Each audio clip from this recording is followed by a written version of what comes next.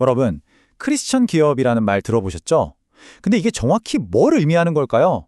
오늘 바로 그 질문에 대한 하나의 답, 최재현 목사님의 가르침을 바탕으로 한 아주 구체적인 프레임워크를 한번 같이 뜯어보려고 합니다. 자, 그럼 바로 이 질문부터 시작해 볼게요. 도대체 뭘 해야 어떤 기업을 크리스천 기업이라고 부를 수 있을까요? 이게 생각보다 정말 간단한 문제가 아니거든요. 그냥 사장님이 크리스천이면 되는 걸까요? 아니면 뭔가 그 이상의 것이 필요한 걸까요? 보통 이 문제에 대해서는 의견이 딱 갈리죠.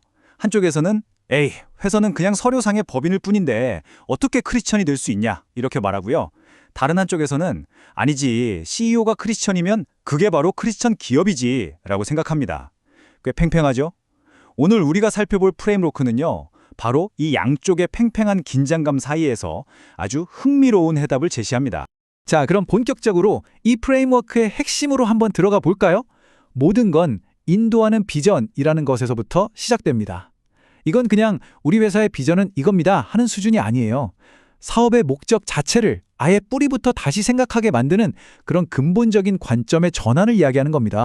이 프레임워크의 모든 철학이 사실 이 한 문장에 다 녹아 있다고 해도 과언이 아닌데요. 바로 이겁니다. 크리스찬 기업은 하나님이 기업의 도구가 되는 것이 아니라 기업이 하나님의 도구가 되는 기업을 말한다.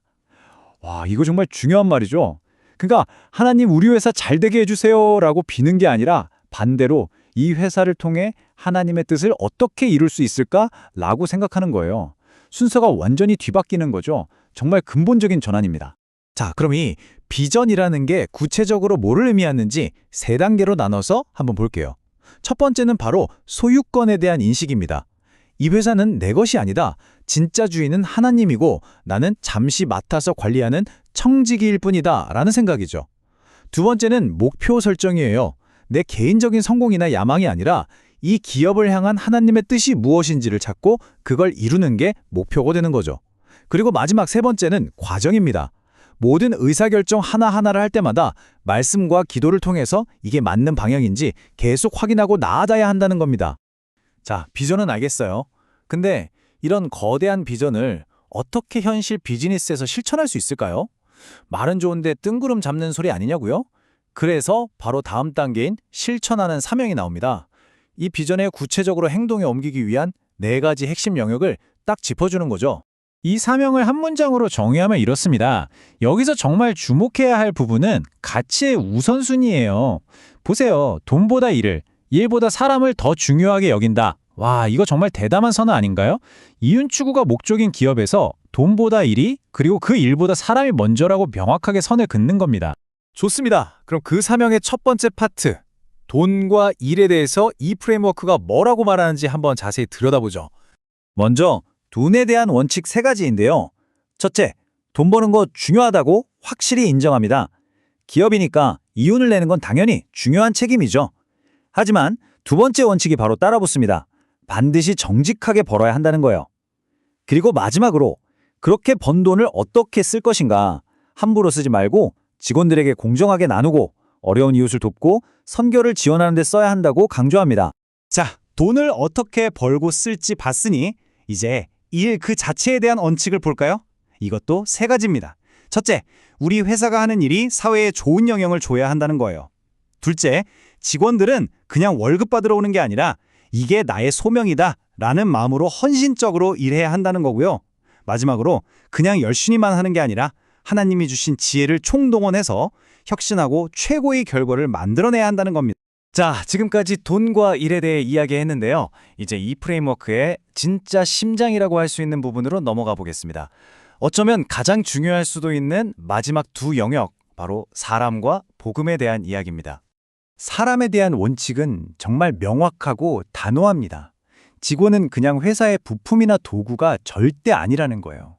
한 명 한 명 존엄한 인격체로 대해야 한다는 거죠. 그리고 여기서 더 나아가서 각 직원의 재능과 인격을 존중하고 그들이 더 성장할 수 있도록 도와주고 회사가 서로를 응원하고 격려하는 따뜻한 공동체가 되어야 한다고 말합니다. 그리고 대망의 마지막 10번째 원칙, 그건 바로 복음입니다.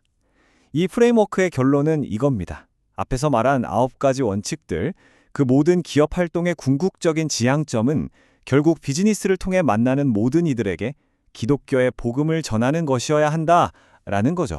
자, 지금까지 비전부터 사명까지 여러 조각들을 살펴봤는데요.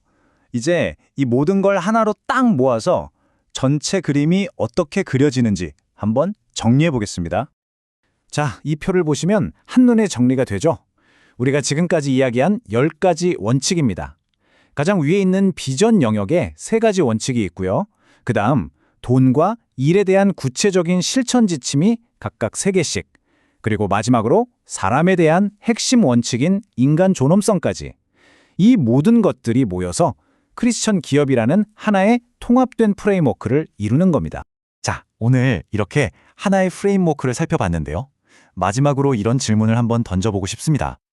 꼭 신앙인이 아니더라도 이 프레임워크가 던지는 메시지에 귀 기울여 볼 필요가 있지 않을까요? 단순히 돈을 버는 것을 넘어서 우리는 왜 이 일을 하는가라는 목적을 생각하고 그 과정에서 사람을 가장 중요한 가치로 두는 것. 이런 원칙들이 오늘날의 비즈니스 리더들에게 그리고 우리 모두에게 어떤 영향을 줄 수 있을지 한 번쯤 깊이 생각해 볼 만한 화두인 것 같습니다.